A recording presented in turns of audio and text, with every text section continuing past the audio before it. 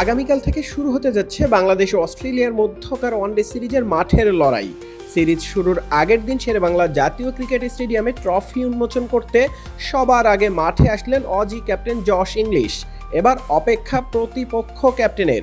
কয়েক সেকেন্ড পরই মেহেদী হাসান মিরাজ আসতেই জশ ইংলিশ তাকে টেনে নিলেন বুকে। মুহূর্তেই দুই দলের ক্যাপ্টেনের উপস্থিতি আর ক্যামেরার ঝলকে তৈরি হয় এক ভিন্ন আবহ। এরপর ট্রফি উন্মোচনের পালা। দুই ক্যাপ্টেন আসলেন, ট্রফির ঘোমটা সরালেন, ফটো সেশন করলেন। কি দারুণ একটা ট্রফি!